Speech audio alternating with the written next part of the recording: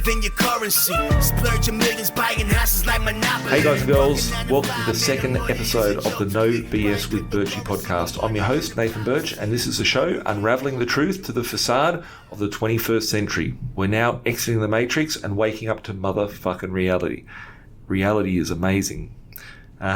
With it, today I want to talk a lot about properties, types of properties, and I'm going to run through 10 different types of properties that I've bought over the years, like just 10 of my property deals, and maybe walking through each and every one of them, when I bought them, what they did for me, how they behaved, where they sit today.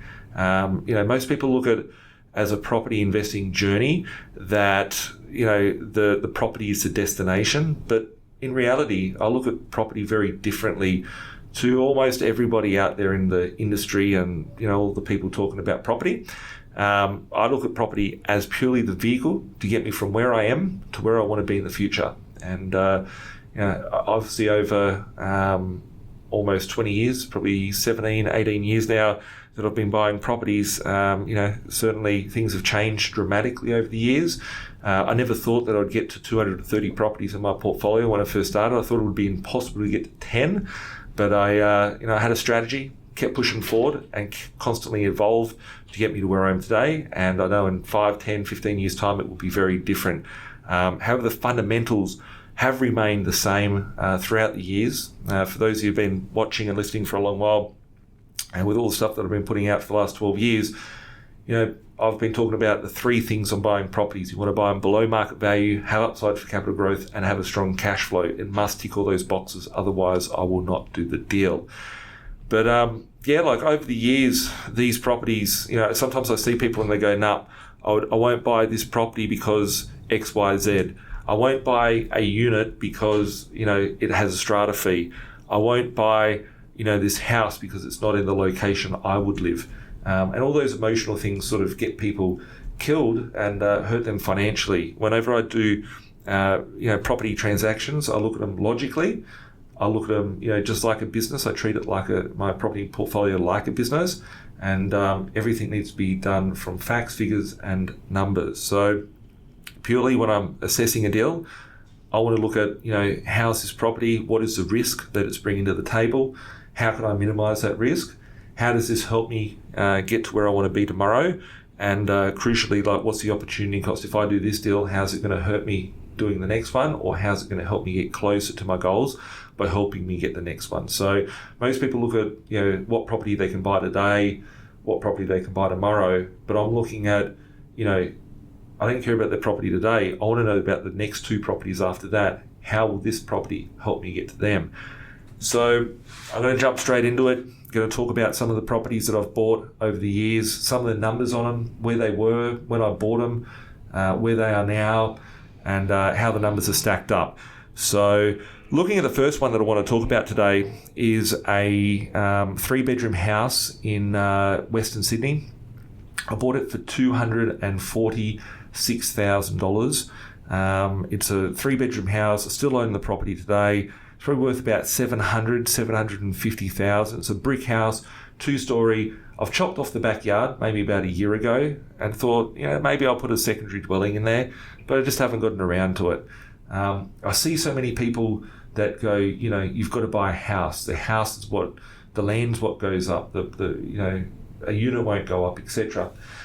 When I bought this property, it was probably like property number 5 or 6.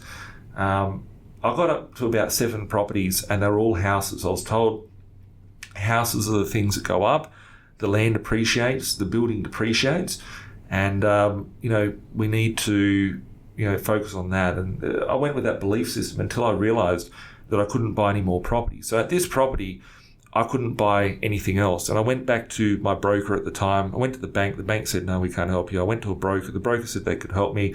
I bought a couple and I got stuck at 7. And I thought to myself, how am I going to get to number 8? Couldn't do a deal. And then I found that I could buy a townhouse, and it was the first townhouse that I bought for $130,000, and it was in Western Sydney, and it had previously sold for $300,000. At the time of buying it, it was probably worth about $210,000. And I thought to myself, wonder if I could buy this townhouse because it's cheaper. Went to my broker said, yep, that's fine. I bought my townhouse. And this wasn't one that I was going to talk about, but just, how I transitioned from buying houses to buying absolutely every fucking thing I could touch and get my hands onto. So I bought this property. I went back to the broker a few months later. I found another one in the complex, and my broker said I could borrow to buy that property. And I was like, hang on a second. I've got one here for 140. I've got one here for 130. That's 270 grand worth of property. You told me I couldn't get a loan to buy a 250 grand house. And what came out of her mouth after that is what changed my mindset behind this property strategy. She goes, Nathan, there's a difference between what you're buying initially and what you're buying now. She said, the house only has one rental income. The bank looks at that and says you can't service. But now that you've got these two properties with a lower purchase price and the rent is sustainable, we'll be able to lend. So, I realised that the house may have had a $250 a week rent, but the townhouses both had $200 per week rent and were much cheaper. So for the same money that I could have bought a house, I bought two townhouses and I had $400 a week rent instead of $250, and that helped me get those two assets. And I was, took a while for me to get my head around the concept of that. And when that happened, I could never go back without realising what had just happened.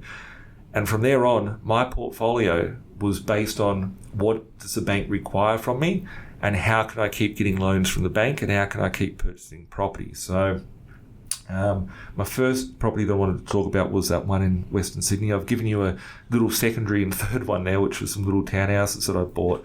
But looking at these properties on the day when I bought that house for 240 odd grand, it was renting out for $260 a week, $270 a week, I think.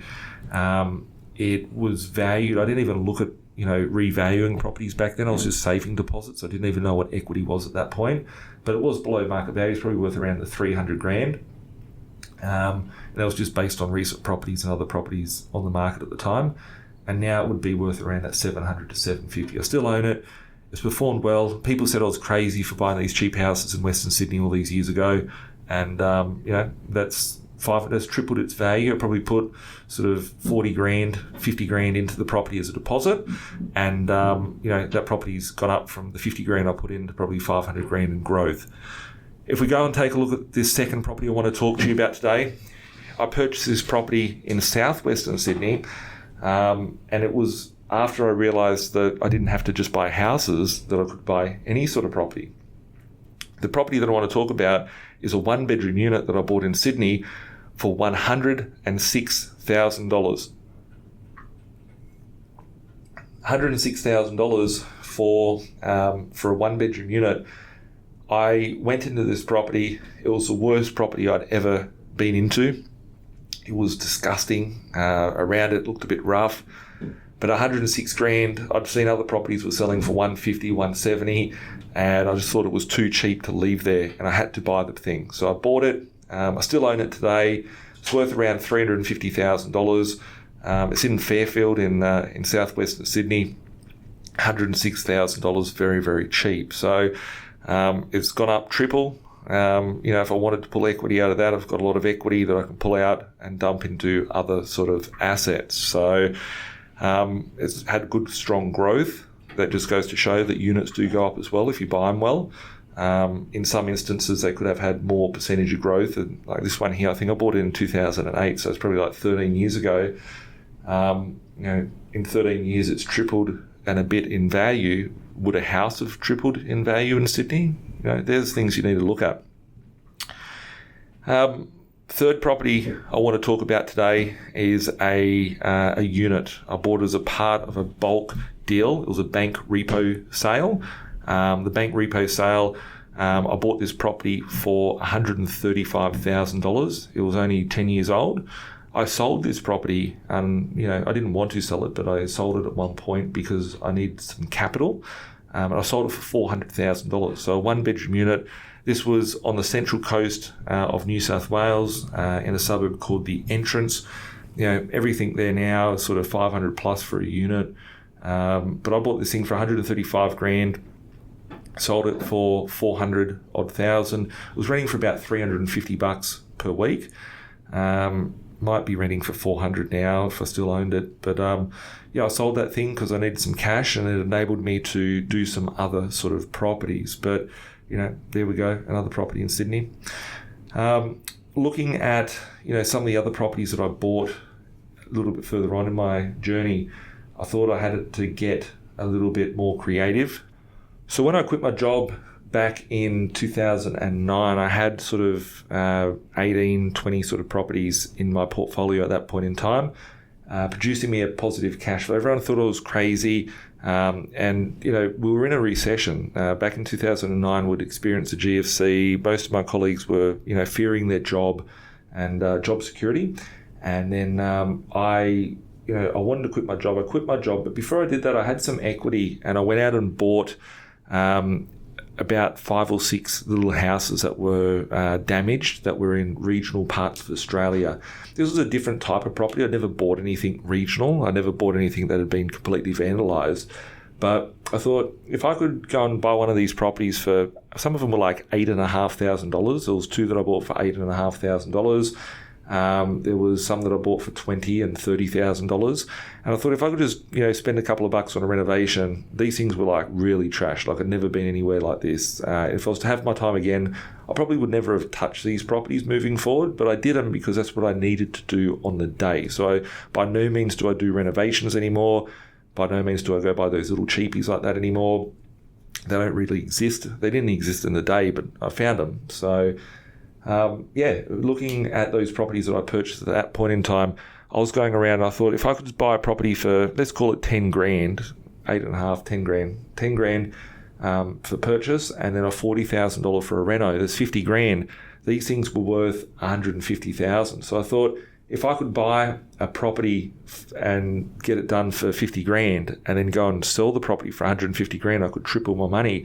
And that was the initial plan from buying them. But what I realised afterwards is that I could keep those properties and rent them out. So I was renting them, I was buying them for 8, 9, 10 grand, renting them out for doing a renovation for 40 grand. So I'm into them for sort of 50 grand, renting them out for 250 bucks a week, building myself an extra income stream of sort of 1,200 to 1,500 bucks per week in my portfolio at that point. So what these properties enabled me to do, I thought I'd flip them and make myself some capital growth and cash, at like chunk sort of cash.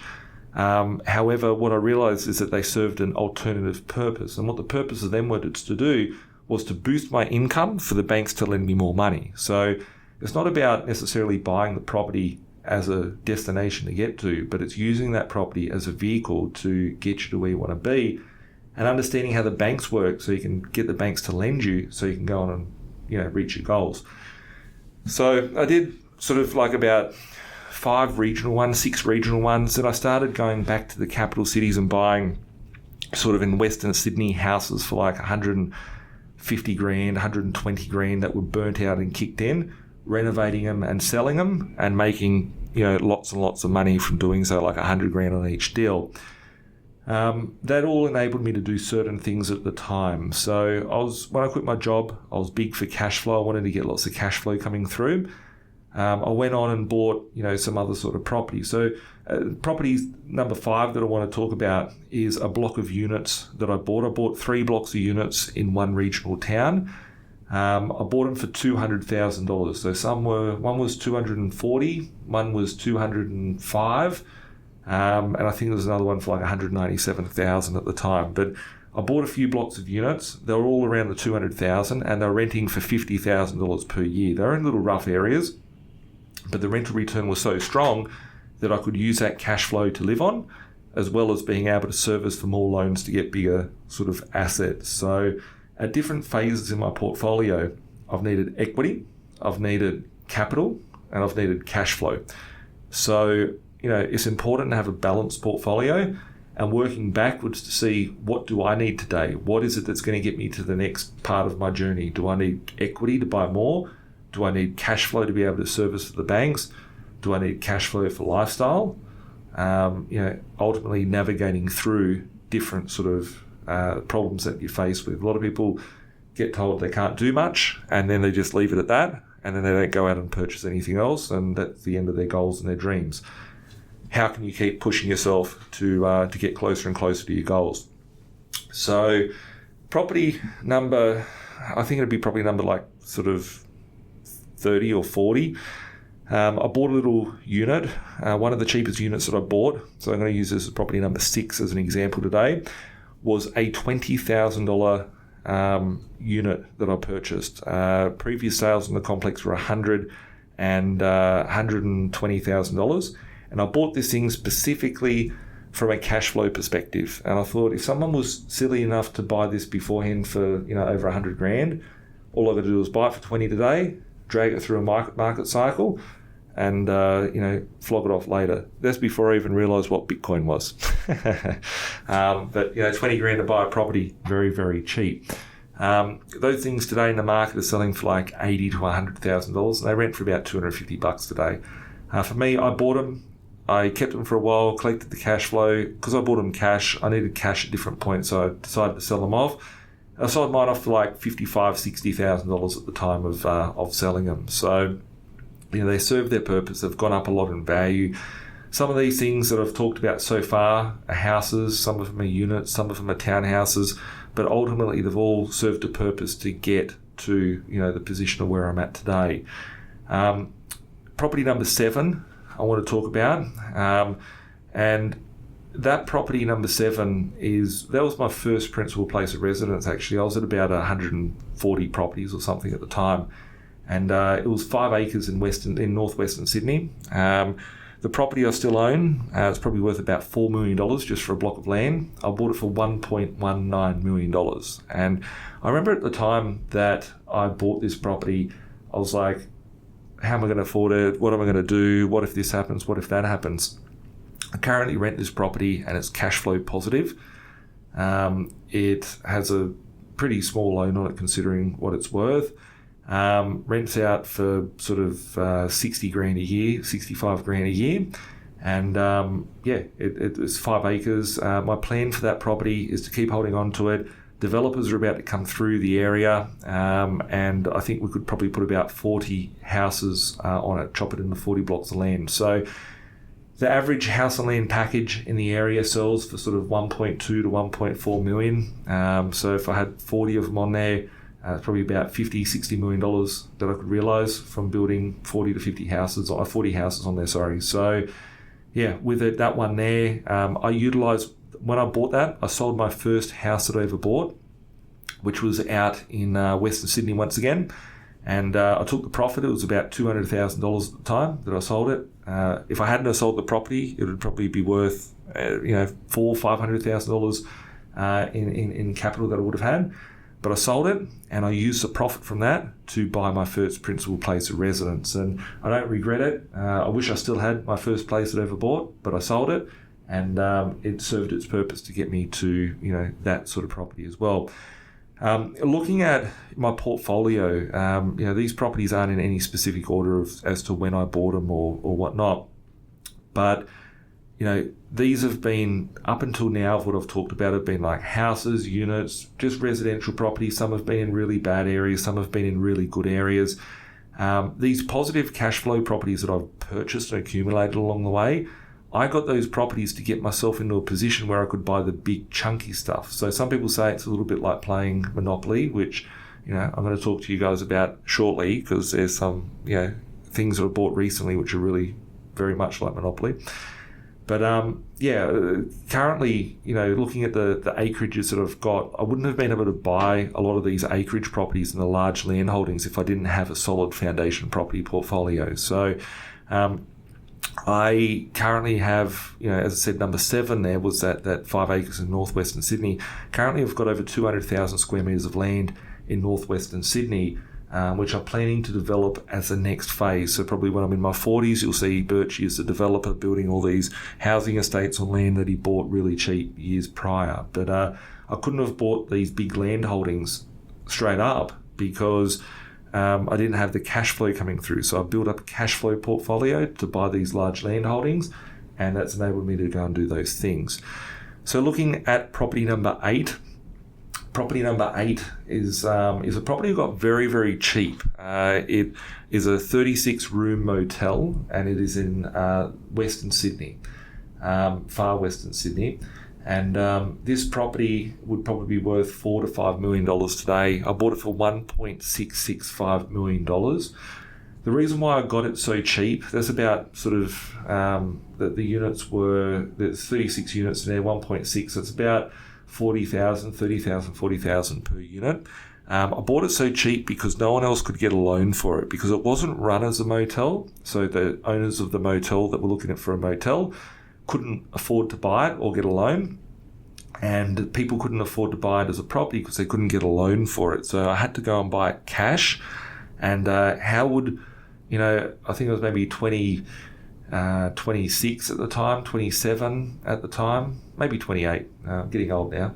But at the time of purchasing, I didn't have $1.6 billion in my bank account. So how did I afford for this to happen? I actually went back to 10 of my previous properties. Like the first one that I shared with you, that house that was in Western Sydney, there was a few units, townhouses and villas as well. But I went out there and I revalued some of the properties that I bought at the early part of my portfolio and pulled out 150 grand equity here, 200 grand equity there, and pulled out equity till I got to the point of the $1.665 million, and I was able to go and settle the property with cash, but that cash came from the equity from my foundation property portfolio. So I'd added a property into my portfolio, which at the time was renting for $400,000. And it was a sort of defunct sort of motel, and I'm in the process, as of recording this, of building a motel chain, which I'll get onto a little bit later. But if I didn't buy those little crappy units for $106,000, if I didn't go and purchase those little burnt out, kicked down houses for $10,000 and $25,000 per property, I wouldn't have been able to go and do stuff like this. So a lot of people think they can just go out today and go, I can't afford to buy a block of units. I can't afford to go buy 10 houses for $1 million each where I live. It doesn't start with that. It starts with habits. It starts with the concept, working backwards as to what actions can you take today to get you closer to where you want to be. So the property, remember, the property is the vehicle. It is not the destination. What vehicle do you need to get you from where you are to the next leg of your journey, and to the next leg of your journey? What do you require? Do you need cash flow? Do you need equity? Do you need servicing from the bank? What is it that you require? And purchase those properties in line with that. So that was property number 8, a nice big block of units. It was my first big chunky commercial deal. Actually, it was my second one. Property number 9 is going to be one of my first commercial deals, truly commercial deals that I ever got myself into. So property number 9, I've got a big love for this property. It's my favourite one out of all of them. It was a shop, and it's on the Central Coast in New South Wales. I bought it. It's right opposite the ocean, and I bought it for $465,000. I don't know when I bought this. It was probably, would have been about 8 to 10 years ago. $465,000. It had not been rented for 12 years, the property. No rent for 12 years. This property was an old Video Easy store. So we all know what happened at the VHS. Some of you that are listening may not know what a VHS is. It's a tape. It was a rental hire place. But Video Easy, they closed down and the property was vacant. It was sitting there, picked it up for $465. It was on a 600 square metre block. And it actually, I never actually realised that the property had a concrete ceiling. So with the concrete ceiling, it had a DA to build 6 units on top of it. And it's waterfront in Sydney, within an hour to Sydney. It is waterfront property. So when I bought it, I was able to find a national tenant. I can't actually talk about who the tenant is. I signed the lease maybe about 6 years ago, but I can't talk about it because it's an ASX listed company. But this tenant has signed a lease for 20 years for $100,000 per year. So when I bought this property, I had the risk. It had not been rented for 12 years. I had to put down a 40% deposit plus GST plus closing costs to secure the property. If I was buying this property when I first started, it would have basically bankrupted me to get into the deal. And if I had have held on to it vacant for another 10 years like it was vacant, it would have certainly killed me. So I was only able to do this after I'd built a solid foundation of properties in my portfolio. And, this shop, It's still got the tenant in there.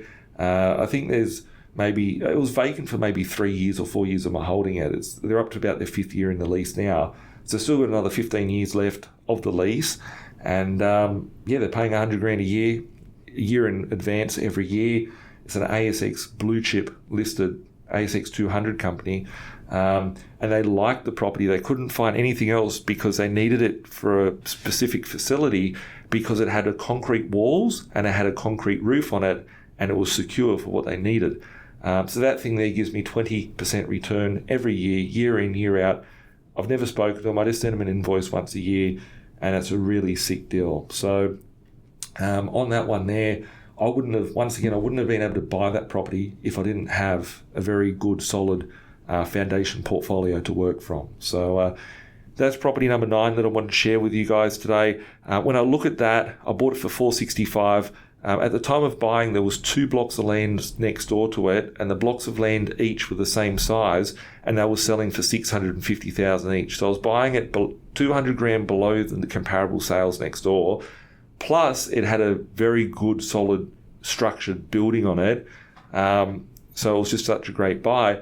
I've had people come and offer me over $2 million to take the property today, and that was probably about 3 years ago, and I think the property's probably gone up from there. So if I was to sell it, I'd probably be looking somewhere around that $2.5 to $3 million for this asset today. So, it has its risk. It might sound sexy from a cash flow perspective, might sound sexy from a potential perspective, but it could have been the ugliest deal ever because the owner of it sold it because it was vacant for 12 years prior to me buying it, and it was vacant for 3 or 4 years of me owning it before securing that awesome tenant. But besides it, it is a very good potential development site with waterfront location and lots of cool things going in this location. So that is property number 9 that I wanted to talk about today. And property number 10 is a new one. I settle on this property in a couple of weeks, and I want to talk about this one just because, as we can see, there's like a bit of an evolution here happening of the properties that I have purchased and acquired over the years. Some of them were very little. Some of them were, $10,000, $8,000, that sort of level. I made my foundation property portfolio in Western Sydney. Like where I made my first $1 million was buying the little cheapies in Mount Druitt and those sort of areas. And there's still many locations in 2021 as recording of this where you could do this, whether it be in Brisbane or Perth or wherever. There's lots of places where you can actually build these portfolios still, but it all comes down to the sequence of acquiring the properties and working backwards as to what you require in order to do that. So property number 10, which is one that's settling at the moment. As a lot of you guys and girls may know, I have just gone out and purchased 7 motels.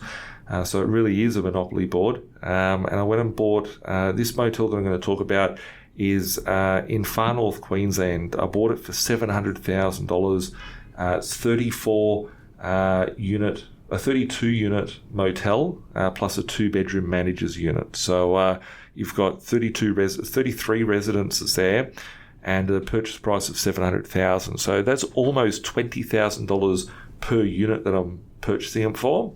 And with some brief calculations and projections of what we could rent it for at only a measly 40% occupancy on this thing, I'm expecting to be around $350,000 per year cash flow on the $700,000 purchase. But that involves something different. That involves attaching a business to it and running it as a motel. But picking it up so cheap has enabled me to build a group of these things, and I've started to build a motel group on top of that. But it's an interesting property. It's on about an acre of land. A part of the building was actually built. One of the blocks of units, I think there's 12 units in this stretch, was actually built in 2009, and I think it cost about $1.6 million to build just that part of the motel back then. And I picked it up for $700,000 in 2021. So yeah, that's a most recent one. But I wouldn't be able to do any of these deals that I do today if it wasn't for having the solid foundations. And I keep talking about that. I keep banging on about that. And the reason why I think that's so important is that, and the only reason why I'm buying, for example, the motels is because I bought so much land that didn't have cash flow. So, I've gone from a foundation portfolio in Western Sydney, which is good cash flow, good growth, and good equity, to then buying some high cash flow properties to support my lifestyle, got myself out of the workforce. Then I've gone on and purchased some commercial and bigger sort of assets to get more cash flow. Then I've gone on and bought lots of land holdings because that land holding I can use as potential development sites. And then I'm like, well, I don't like the cash flow position now, so I start building more cash flow assets around that. So it all starts with a bit of action. It continues with a bit of momentum. And, I think everybody should have a clear strategy as to where they're heading to. When I first started, as I said at the start of this podcast, I didn't think it was possible to go and buy 200 properties. It was never in my scope to go do that. I thought 10 properties was impossible, but I set out with the humble goal of getting 10 properties by the age of 30. I hustled. I pushed myself to get there. I achieved it, within sort of 3 or 4 years, working 2 full-time jobs, never having days off. Got there, and then I was like, well, what do I do next? So then I kept pushing forward, and 230 properties later, plus I've got all these motels which have multiple sort of units in there if I wanted to go down that road, but I'm just counting them as singular properties. And it's an exciting journey, and I could only think in the next sort of 10 years what I could use this current asset base that I've got to get me to where I want to be. And I've always talked about the fact by the age of 40, I want to be a billionaire. If hyperinflation kicks in, like we did from podcast episode number 1, I probably don't have to do anything else. Hyperinflation will, create me a billionaire as it is. But, I'm going to keep pushing forward because I don't like to bank on one thing. I want to, keep being active and keep pushing myself closer to my goals. But I'm confident sometime in my 40s I will become a billionaire. And, stay tuned, and I'll keep sharing with you journeys, sharing with you things that I learn, and appreciate you guys listening. And if you do need help in any capacity, in building out a strategy, in having some one-on-one consulting and coaching with me, you can reach out to my team. You can send us an email at admin@binvested.com.au. Or give me a buzz, give my team a buzz on 1300 367 925, and they can organise a chat for us to work out, where you are today, what you're trying to achieve, and how to get you into your first block of units maybe in 15 years' time. So on that note, guys and girls, thanks a lot for listening. You can listen to the No BS with Birchy podcast every Tuesday. Head on over to binvested.com.au if you're interested in getting started or need some guidance where you're currently at with your property journey. We're now on Spotify, Google, and Apple Podcasts, so go check it out. We'll catch up soon. Bye for now.